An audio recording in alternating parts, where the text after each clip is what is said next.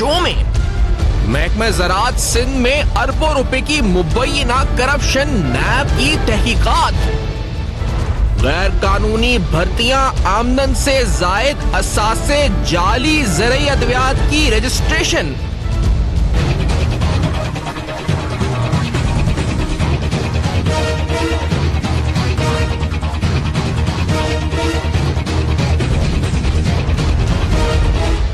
अफसरान की तकर्रुरी तैनातियां, सर्विस का दौरानिया रिकॉर्ड तलब।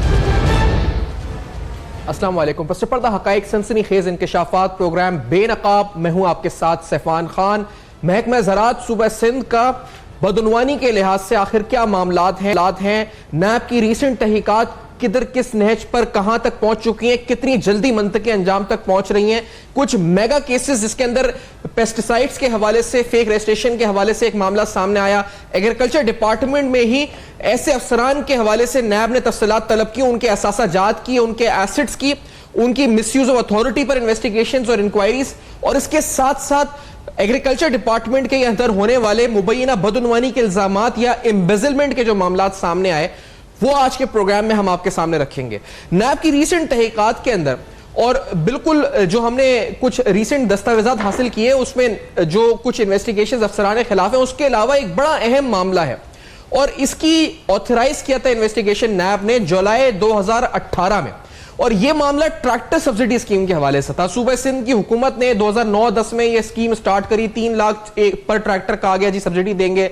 फिर एक कुछ डॉक्यूमेंट जो मैं आपको दिखा रहा हूं, तो यहां एक बिजनेसमैन शहजाद रियाज साहब के खिलाफ एंटी करप्शन में एक इंक्वायरी स्टार्ट कर दी गई, और ये रसीदें इस वक्त बेलारूस ट्रैक्टर्स की, जिसमें 10,35,000 रुपए का एक ट्रैक्टर बेचा गया। कहा यह गया जी कि ये फेक ट्रैक्टर्स बेचे गए, सिंध हुकूमत ने कहा, और कहा कि ये ट्रैक्टर्स इसके एवज 1.4 बिलियन की सब्सिडी क्लेम कर ली गई, लेकिन ट्रैक्टर्स दरअसल फरोख्त नहीं हुए या ऑन ग्राउंड ग्रोअर्स को नहीं मिले, डॉक्यूमेंट्स को फोर्ज किया गया। ये सिंध हुकूमत ने इल्जाम लगाया और एंटी करप्शन में इंक्वायरी स्टार्ट कर दी। एक इंक्वायरी डीजी रेंजर्स ने भी स्टार्ट कर दी कि ओमनी ग्रुप जो इस वक्त है, जो the well known omni group, जिसके पर बड़े इंपॉर्टेंट केसेस चल रहे हैं, और मैं ये बता रहा हूं तो आपको ये बताता चलूं कि एग्रीकल्चर डिपार्टमेंट के हवाले से जो जीआईटी है मनी लॉन्ड्रिंग और फेक अकाउंट्स पर जो तहकीकात कर रही है, वो भी एग्रीकल्चर डिपार्टमेंट का स्पेसिफिकली और दीगर डिपार्टमेंट्स का भी रिकॉर्ड तलब कर चुकी है।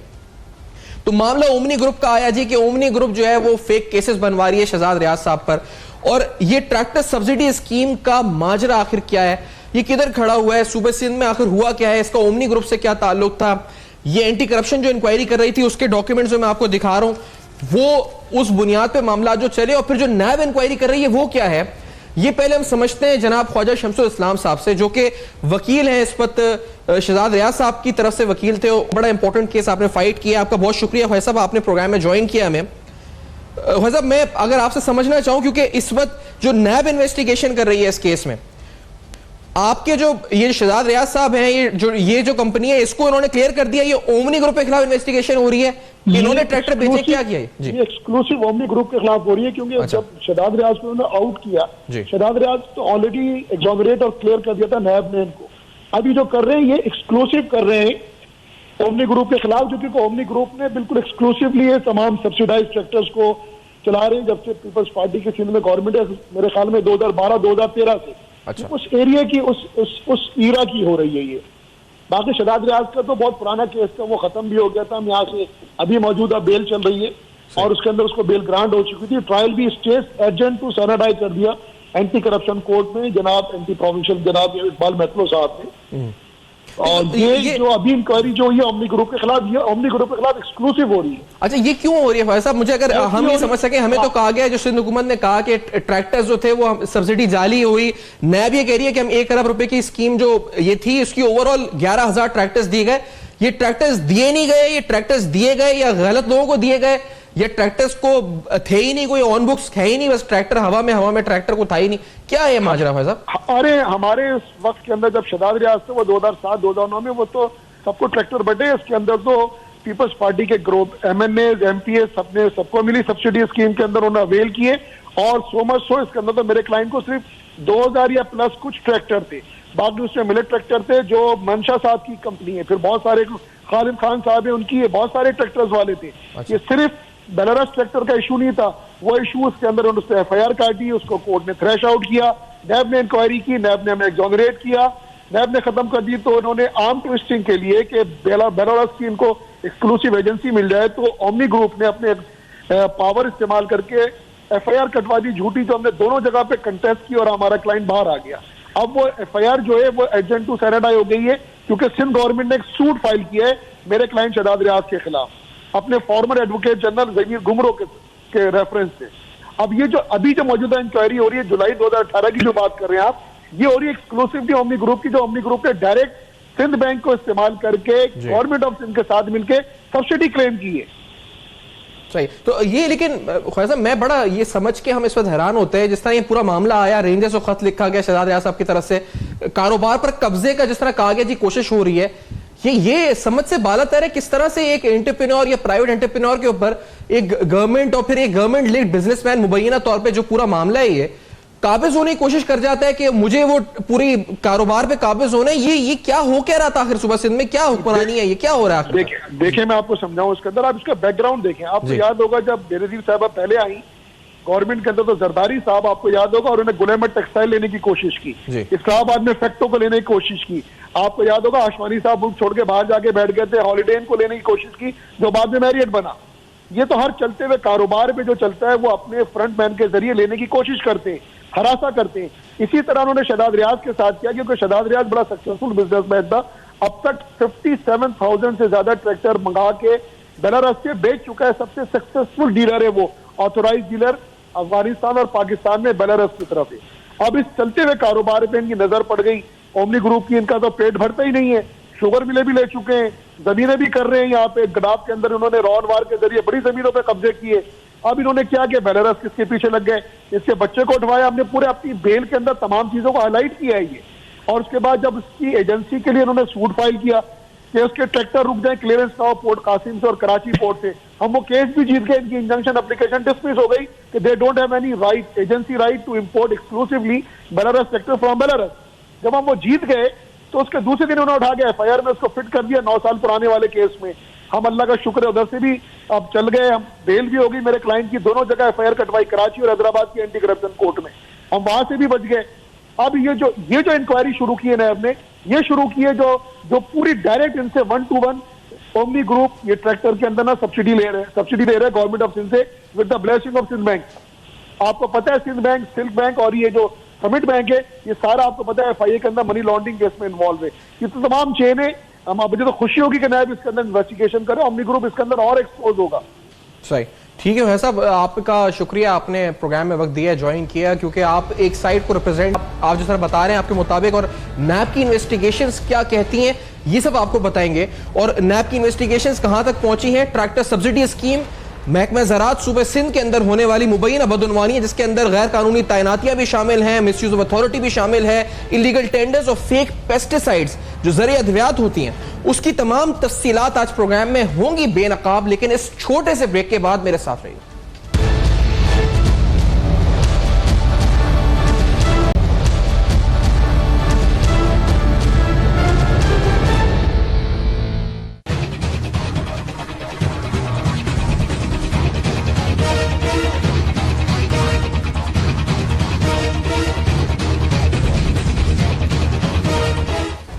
Welcome back. आप देख रहे हैं बेनकाब, और बेनकाब में अहम तरीन सवालात उठाए जा रहे हैं जिनका ताल्लुक महकमा ज़राअत सिंध से है, और यकीनी तौर पर आगे चल के इस प्रोग्राम के अंदर आपको दस्तावेजात दिखाएंगे वो और हैरानकुन और सनसनीखेज हैं। लेकिन उससे पहले आपको जो नैब की रीसेंट तहकीकात हैं उस हवाले से जो लेटेस्ट अपडेट्स और बिलखुसूस जो केसेस चल रहे हैं उसकी एक हमने समरी एक प्रेजेंटेशन है जो आपके सामने रख देते हैं, क्योंकि महकमा ज़राअत सिंध में जो अरबों रुपए की मुबैना करप्शन है उसकी तहकीकात नैब इस वक्त कर रही है, और इसमें आमदन से जायद असासों की छानबीन जो है स्पेसिफिकली अगर कहा जाए उसके दस्तावेजात भी आज आपको प्रोग्राम में दिखाएंगे कि किसके खिलाफ जारी है।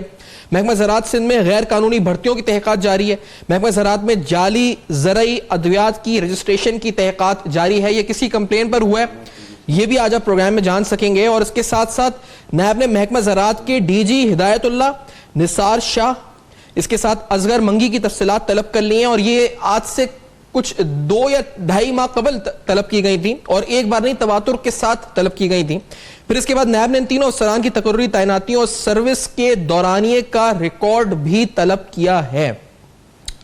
इमदाद सोमरो साहब भी हमारे साथ होंगे। आप सीनियर सहाफ़ी हैं, इस वक्त हैदराबाद से हमें ज्वाइन करेंगे। हमारे साथ ब्रिगेडियर रिटायर्ड हारिस नवाज साहब हैं, प्रोग्राम में साबिक डायरेक्टर नैब है कराची में। हारिस साहब शुक्रिया आपने ज्वाइन किया। और हमारे साथ ख्वाजा शमशुल इस्लाम साहब जो फोन बीपर पर आप सुन रहे थे। ब्रिगेडियर साहब, मैं अगर पूछना चाहूँ क्योंकि नैब महकमा ज़राअत कितना अहम है, अभी आपने बेलारूस का मामला सुना है, ये सुन के कितना हैरान सनसनीखेज बातें कर रहे थे ख्वाजा साहब, ये हो क्या रहा था इस वक्त सिंध में सुबह? लेकिन सफ़ान बेसिकली बात यह कि agriculture is economic engine of Pakistan. पहले तो हमें ये बात समझनी चाहिए कि 75% पॉपुलेशन हमारी ये विलेज बेस्ड है और हमारी इकनॉमिक इंजन भी एग्रीकल्चर है। इसके लिए जितना कुछ किया जाए वो कम है। और अगर सिंध में आप कोई ऐसा एक प्रोग्राम निकालते हैं जिसमें ख़ास तौर पर सब्सिडी की जो बात करें ट्रैक्टर्स की, और उसके अलावा जो एग्रीकल्चर के लोग अपॉइंटेड है जो सीनियर ऑफ सेक्रेटरी से लेके और DG एग्रीकल्चर सोन्स हैं, इट इज़ अ वेरी बड़ा ही ईमानदार काम है, बहुत इंपॉर्टेंट काम है। अगर यहाँ पर ऐसे ऑफिसर जो कि पहले से प्लान करके बैठे हों कि आपने एग्रीकल्चर को नुकसान पहुँचाना है, आपने करप्शन करनी है, आपने एसेट बियॉन्ड मीन्स बनानी है, तो फिर इस मुल्क का क्या हाल होगा। इसी वजह से हमारी एग्रीकल्चर का बुरा हाल है। और ये सोचने की बात है कि फिर उसमें जो स्कीम बनाई जाती है वो स्कीम बनाई इसलिए जाती है पहले से डिसाइड करके इसमें किस तरीके से आपने करप्शन करनी है, किस कंपनी को आपने फ़ायदा पहुंचाना है, और नाम होता है कि आप आम एग्रीकल्चर को सब्सिडी दे रहे हैं। सब्सिडी स्कीम पर जो हम ये आपको अभी रसीदें दिखा रहे थे और ये जो रिपोर्ट दिखा रहे हैं एंटी करप्शन की, ये रिपोर्ट तो शहजाद रियाज के खिलाफ थी। और शहजाद रियाज के साथ क्या हुआ ये उनके वकील अभी शमशुल इस्लाम साहब बता रहे थे। तो अब जो इन्वेस्टिगेशन है नैब की वो शहजाद रियाज के खिलाफ है या ओमनी ग्रुप के खिलाफ है? क्योंकि उनके वकील तो कहते हैं कि ओमनी ग्रुप के खिलाफ है। आप देखें, शहजाद रियाज इज एन इनोसेंट। अच्छा। और जो मुझे भी नॉलेज है उसकी इंक्वायरी क्लोज हो चुकी हुई है।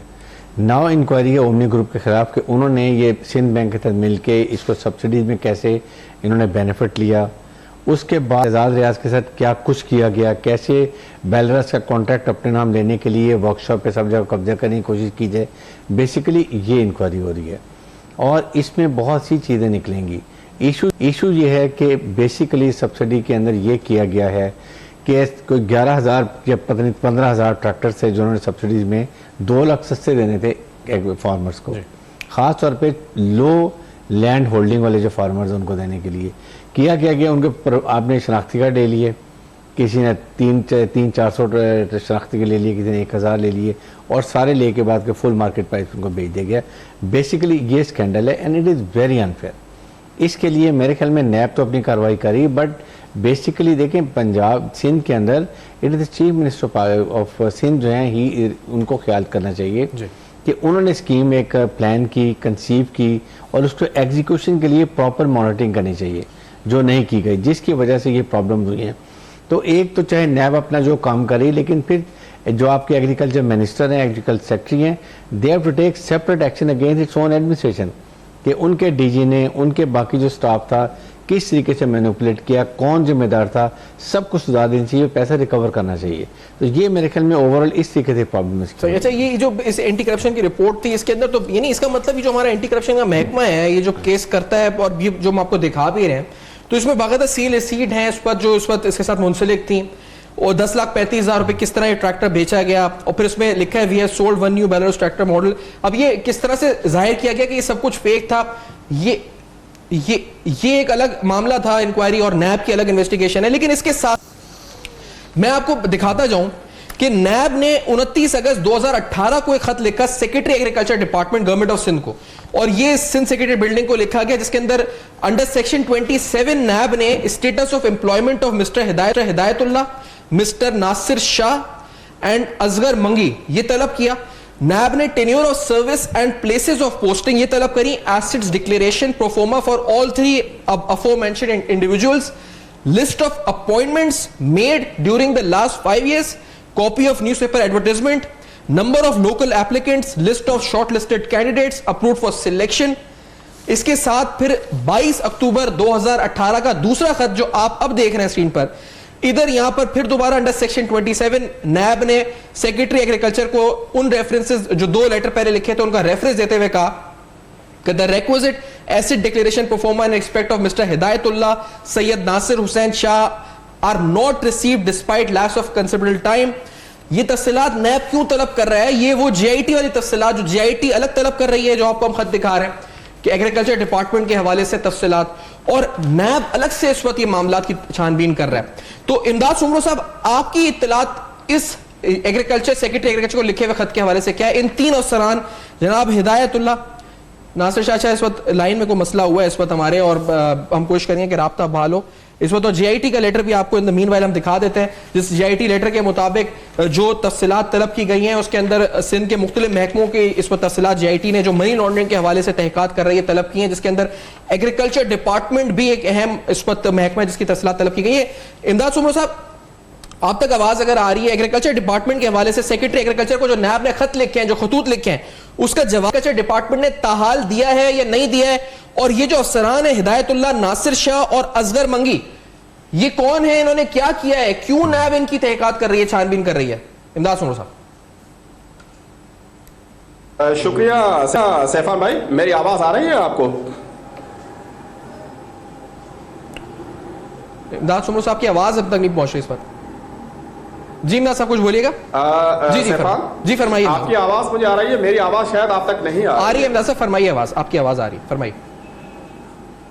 अच्छा सैफान, ये जो आप टीवी पे जो करस्पॉन्डेंस दिखा रहे हैं नैब की जी, और जिस मामले का आप जिक्र कर रहे हैं कि नैब इंक्वायरी कर रही है, गैर कानूनी भर्तियां, आमदनी से ज्यादा असासाजात, अद्वियात की जाली जो है रजिस्ट्रेशन है, जो पेस्टिसाइड की जाली रजिस्ट्रेशन, ये तो एक छोटा सा मामला है, लेकिन जो मेरे ज़राए हैं, जो डॉक्यूमेंट्स हमारे पास अवेलेबल हैं, अच्छा, इस वक्त नैब और ज्वाइंट इन्वेस्टिगेशन टीम जो है, जो सुप्रीम कोर्ट के अहकामात पे तश्कील दी गई है, वो इस वक्त सिंध के एग्रीकल्चर डिपार्टमेंट के 7 से 8 मामलात का जायजा ले रही है। अच्छा, अब तक की जो इतलात हैं, जो करस्पॉन्डेंस, जो खतूत आप दिखा रहे हैं, सिंध का एग्रीकल्चर डिपार्टमेंट सेक्रेटरी एग्रीकल्चर ने अभी तक इस खत के जवाब नहीं दिए हैं। नैब की तरफ से रिमाइंडर भी गया है, लेकिन उसका जवाब उन्होंने नहीं दिया है।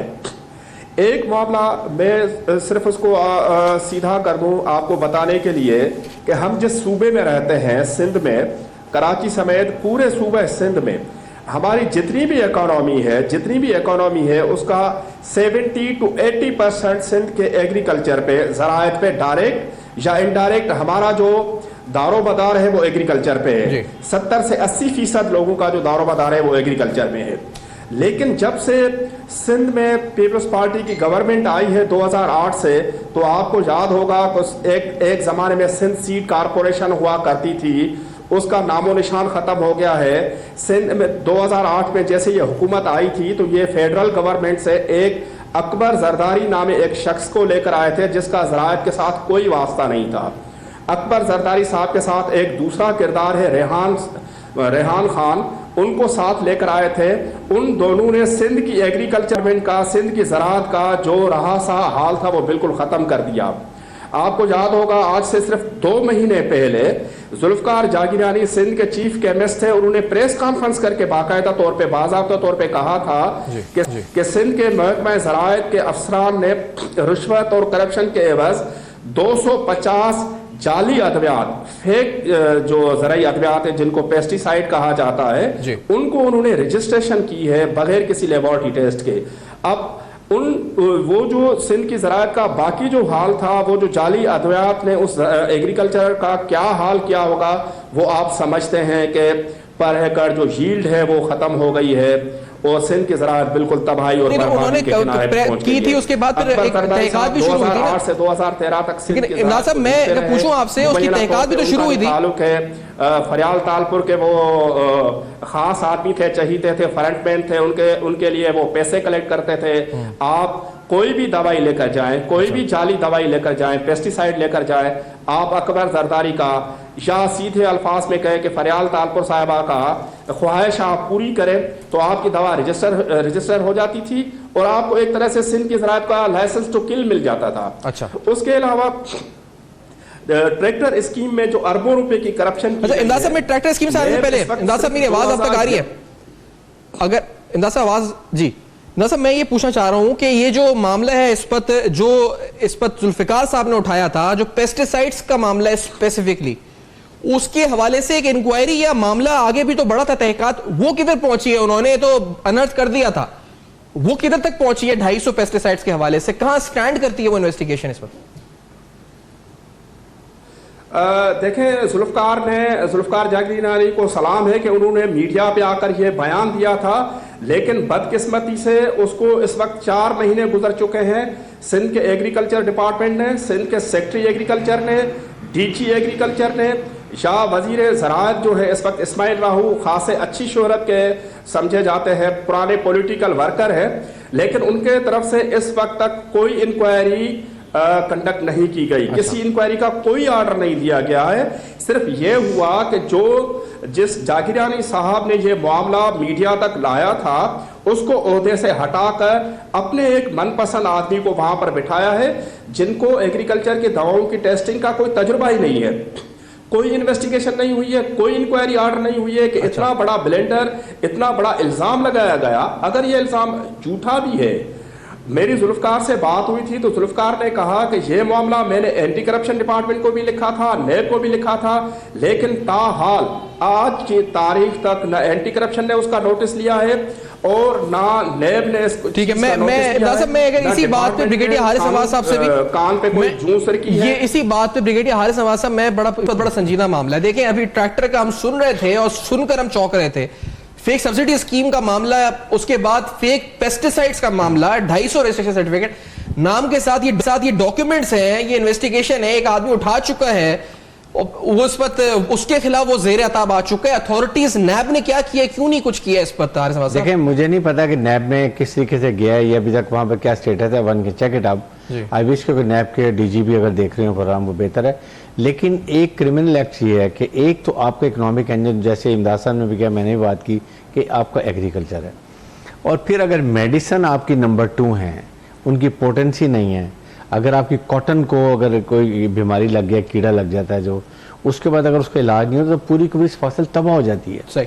लाइकवाइज आपकी ओवरऑल हमारी प्रोडक्शन जो भी है, शुगर केन में आप देखें बीमारी लगती है, चावल को बीमारी लगती है। और अगर 250 कंपनीज जो है फेक हैं और उनकी मेडिसिन जाली है नंबर 2 और उसको लेबोरेटरी में टेस्ट नहीं किया जाता, आप उनको पास कर देते हैं, तो कितना बड़ा कौम का नुकसान कर रहे हैं। एग्जैक्टली। इसके ऊपर, लेकिन इसके ऊपर बात तो ये ना कि आपके एग्रीकल्चर मिनिस्टर ही दे, चीफ मिनिस्टर, बाकी डिपार्टमेंट तो बाद में। एक ब्रेक के बाद आते हैं, तो आप सुन रहे हैं इस पर, और हम भी हैरान और आप भी हैरान, और सामने तहकीकात के साथ वो तमाम डॉक्यूमेंट्स के साथ चीजें रख रहे हैं एग्रीकल्चर डिपार्टमेंट के हवाले से। After this very short break हम वापस आएंगे और कुछ नए सनसनीखेज इंकशाफात होंगे। हमारे साथ रहिए।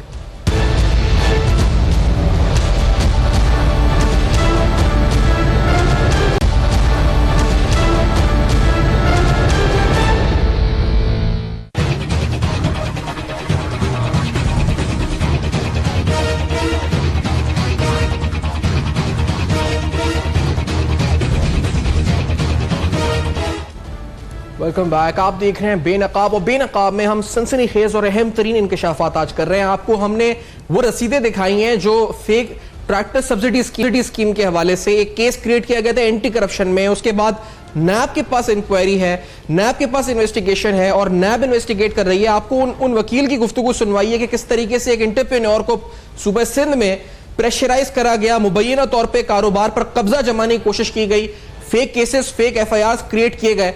ये तमाम वो रसीदें जिसके मुताबिक 10,35,000 का एक ट्रैकर बिका, और ये महकमा ज़राअत की बात हो रही है सूबा सिंध के। जो JIT joint investigation team investigate कर रही है फेक अकाउंट्स को मनी लॉन्ड्रिंग के हवाले से, उसका 20/11 यानी 20 नवंबर परसों का एक खत आपके सामने, जो कि आज उन्होंने समन किया था कुछ सेक्रेटरीज को 22 नवंबर 2018 को 12 बजे। उधर उन्होंने तलब किया था complete record pertaining to auction of MS Naudero sugar mills, इसी तरह Thatta sugar mills, Dadu sugar mills, इसके अलावा complete detail of funds given to sugar mills under the head of rehabilitation of 6 units.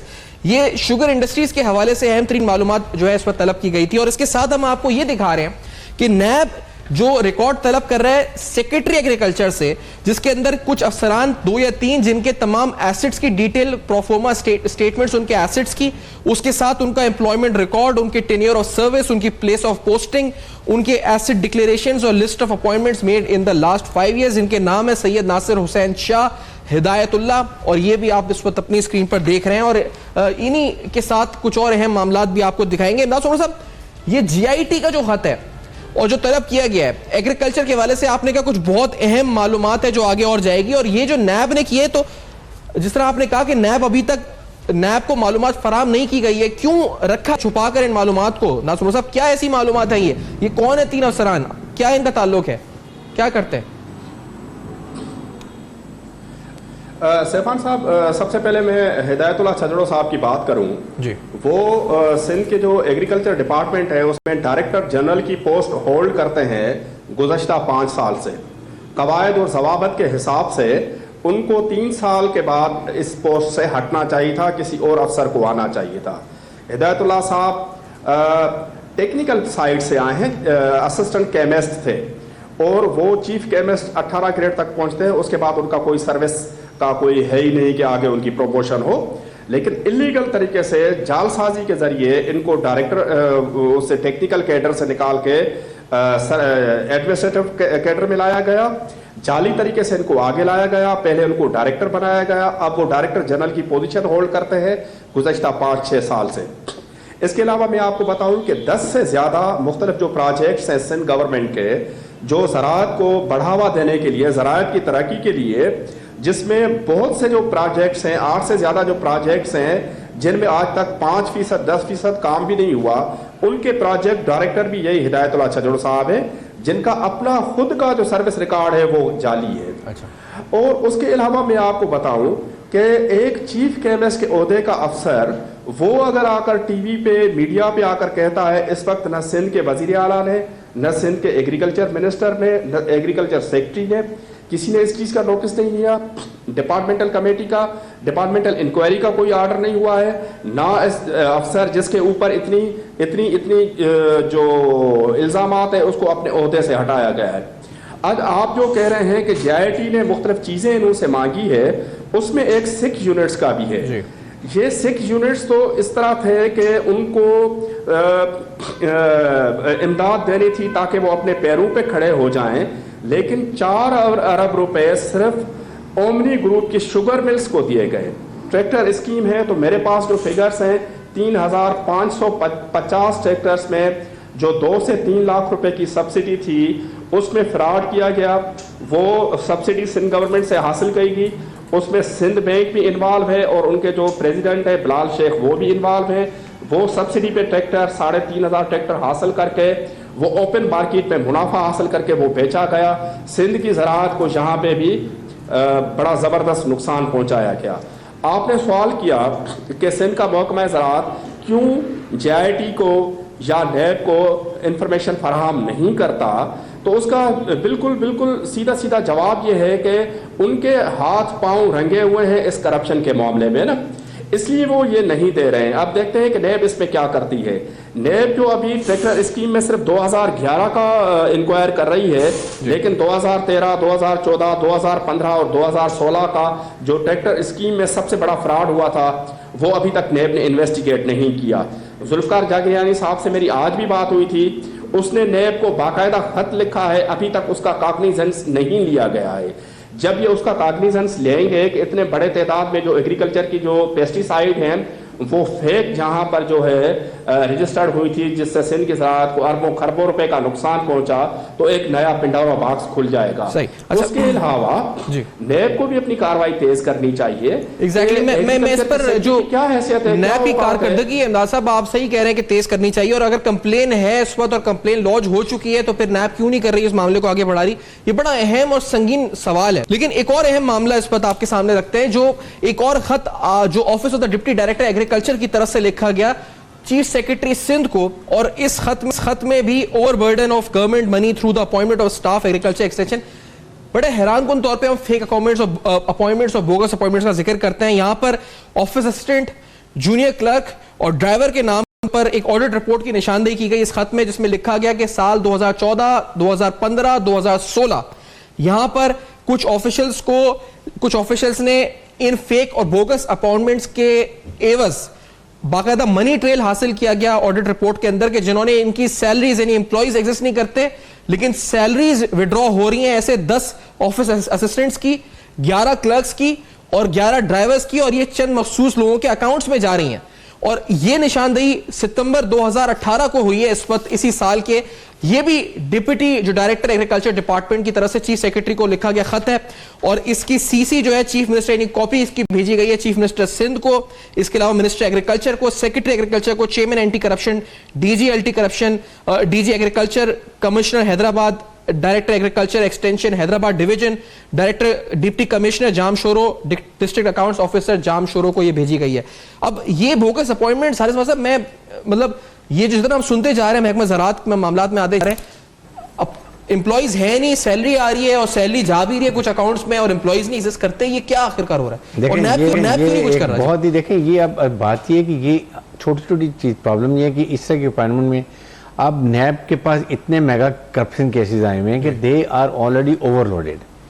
Second ये कि आपकी सिंध का जो टीम का कैप्टन है, ही इज जो चीफ मिनिस्टर, तो चीफ मिनिस्टर साहब को चाहिए, मैं अभी भी उनसे रिक्वेस्ट करूंगा कि इसमें जो भी उन्होंने लेटर लिखा है इसकी प्रॉपर अच्छे तरीके से एक काबिल ऑफिसर, बाकिरदार जो ऑफिसर्स हैं उनको लगाया जाए इंक्वायरी के लिए, और फिर अपने डिपार्टमेंटल एक्शन भी लेने की जरूरत होती है। इट्स नॉट ऑलवेज कि आप एंटी करप्शन को भेज दें या आप नैब को भेज दें, you should be able to take action. आप अपने लिखें सेक्रेटरी एग्रीकल्चर को, जी आप इसको चेक करें, उसके बाद टीम बनाएं, अकाउंट्स की बनाएं टीम, उसके बाद आपके ऑपरेशनल वालों को बनाएं और देखें कि कितनी इलीगल अपॉइंटमेंट हुई है, कैसे हुई है, किसने अपॉइंटमेंट की है, कैसे अपॉइंटमेंट लेटर निकला, और उसके बाद कितना गवर्नमेंट के एक्सचेकर का नुकसान हुआ है। ये सारी चीजें चेक करने की जरूरत है। एंटी करप्शन का I don't have any hope, मुझे उन पर बिल्कुल एतबार नहीं है, इसलिए कि ये पोस्टिंग ऑफिसर्स की जाती हैं सिंध गवर्नमेंट से और फिर वहीं पर उनका मैनिपुलेट करके मर्जी से उनकी आर्म ट्विस्टिंग होती है। ये जिस कंप्लेन का जिक्र कर रहे हैं इमदाद जागीरानी साहब की,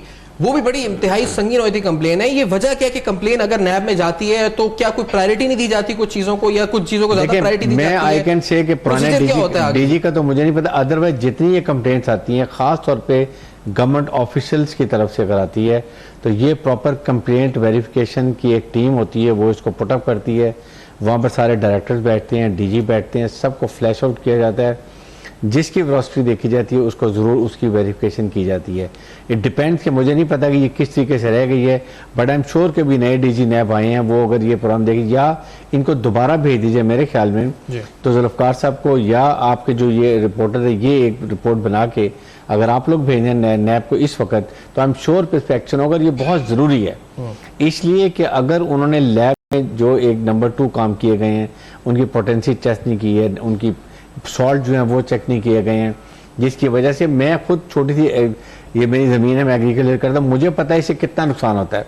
सारा चावल अगर आपका 10 एकड़ पे भी लगा हुआ सारा वाइप ऑफ हो जाएगा, अगर 10 एकड़ पे कॉटन है पूरी ख़त्म हो जाएगी, अगर शुगर केन है पूरा ख़त्म हो जाएगा। इसलिए आप ये देखेंगे इससे कितना ओवरऑल नेशनल इकोनॉमी के पे कितना फ़र्क पड़ता है। ये चीज़ों के हमें बहुत ही इंपॉर्टेंट चाहिए, इसलिए ऐसी जगहों पर लेबॉर्ट्री टेस्टिंग के लिए जितने ऑफिसर होते हैं दे शुड बी, उनका किरदार जो होना चाहिए अबव ऑल होना चाहिए, they should be beyond reproach. ऐसे लोगों को लगाएं और फिर अगर वो इनिशिएट करते हैं उन कंपनियों के खिलाफ, उन ऑफिसर के खिलाफ जिन्होंने इसको अप्रूव किया और रिकमेंड किया, सबके खिलाफ बहुत सख्त एक्शन होना चाहिए। इतना एक्शन कि आइंदा कम से कम कोई सोचे भी ना कि हमने ऐसी चीज के खिलाफ एग्जैक्टली एक नहीं 4 या 5 ऐसी चीजें आज आपके सामने रखी हैं और स्पेसिफिकली एग्रीकल्चर डिपार्टमेंट सूबा सिंध से मुतालिक रखी हैं। आपके सामने नैब के खतूत रखे हैं, अंदर नैब की जानिब से जो इन्वेस्टिगेशन चल रही हैं, नैब जिन पर कार्रवाई कर रहा है, तहकीकात और रिकॉर्ड तलब कर रहा है अंडर सेक्शन 27, उसके साथ एंटी करप्शन की इंक्वायरी जिसको हमने देखा जी, जिस पर इल्जाम है जी कि ये फेक और मैनिपुलेट किया गया इस इंक्वायरी में फैक्ट्स को, ट्रैक्टर सब्सिडी स्कीम हो या इस वक्त फेक पेस्टिसाइड्स या रजिस्ट्रेशन हुआ उन पेस्टिसाइड कंपनी की जो फेक थी, और इसके साथ साथ अहम तरीन मामलात के किस तरह एसेट प्रोफोर्मा स्टेटमेंट्स नैब ने तलब किए एग्रीकल्चर डिपार्टमेंट के कुछ अहम तरीन लोगों की, जिसके अंदर डीजी एग्रीकल्चर भी शामिल है, और ओवरबर्डन ऑफ स्टाफ यानी बोगस स्टाफ के नाम पर बोगस सैलरीज और बोगस मनी ट्रेल, ये तमाम हकायक आज के प्रोग्राम में हुए बेनकाब। आपका फीडबैक जिसका इंतजार हमें रहता है हमारे फेसबुक, ईमेल्स और ट्विटर पर हमें मौसूल होता है। देखते रहेगा, अब तक अपना बहुत ख्याल रखिए।